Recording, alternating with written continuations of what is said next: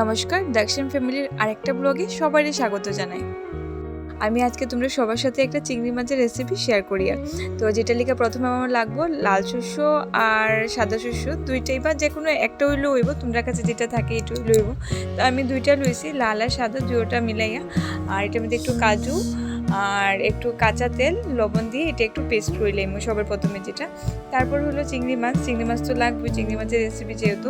তো এটার মধ্যে চিংড়ি মাছের মধ্যে আমি একটু লবণ, হলুদ আর লেবুর রস দিয়া একটু মাখিয়ে এটার একটু ভাজি লইমু।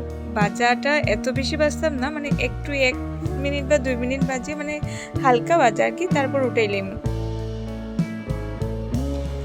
তো আমার এদিকে ভাজা হয়ে গেছে, আমি মাছগুলো সব উঠাই নিতেছি। আমি কড়াইয়ে সর্ষ তেল দিয়ে কিন্তু করছিলাম, তো সর্ষ তেল দিয়ে এটা পুরাটা করবো। আর তেলটা একটু বেশি করিয়ে দিলাইছিলাম। তো এই তেলের মধ্যেই আমি কয়েকটা আলু টুকরা করিয়ে রাখছিলাম। আলু আর হলুদ, এটা মানে আলু ভাজবো এখন হলুদ আর লবণ দিয়া, যেরকম আমরা আলু ভাজি আর কি, তো এরকমই ভাজিয়ে আলুটারও উঠাই নিলাম। তারপর সেম তেলের মধ্যেই আমি পেঁয়াজ কুচি কয়েকটা দিছি। তো পেঁয়াজটা একটু লাল লাল হওয়া অবধি ভাজবো। তো লাল লাল হওয়ার পরে একটু ভাজাটা হওয়ার পরে তো আমি একটু আদা রসুন আর কাঁচা লঙ্কা পেস্ট করছিলাম। তো রসুনের কোয়ান্টিটিটা একটু বেশি দিছিলাম, তো এই পেস্টটা দিলাইছি। তারপর দিলাইছি টমেটো দিয়েছি, টমেটো লবণ হলুদ আর কাশ্মীরি মরিচের গুঁড়া। তো এটি দিয়ে একটু ভালো করে এই ইয়েটারে কষাইমু, মানে তেল যতটুকু না উঠে আর কি, তেল উঠা অবধি মানে কষাইমু এটারে ভালো করে।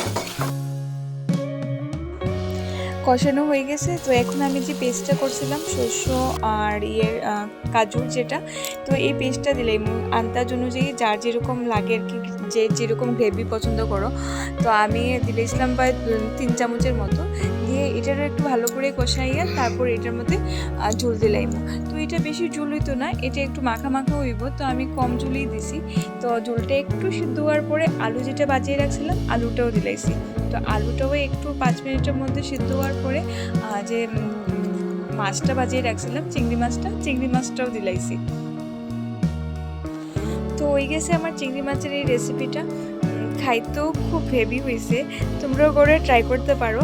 আর খুব টেস্টি হয়েছে আর অনেক ইজি, মানে এত সময় লাগছে না, সব কিছু করেই থাকে যেগুলা ইনগ্রিডিয়েন্টস। তো খুব তাড়াতাড়িও হয়ে যায় আর টেস্টিও খেতে। তো তোমরাও যদি এই রেসিপিটা ভালো লাগে তো লাইক কমেন্ট আর একটা সাবস্ক্রাইব করে দিও। আর করেও নিশ্চয়ই ট্রাই করিও, খাইয়া দেখিও কীরকম হয়।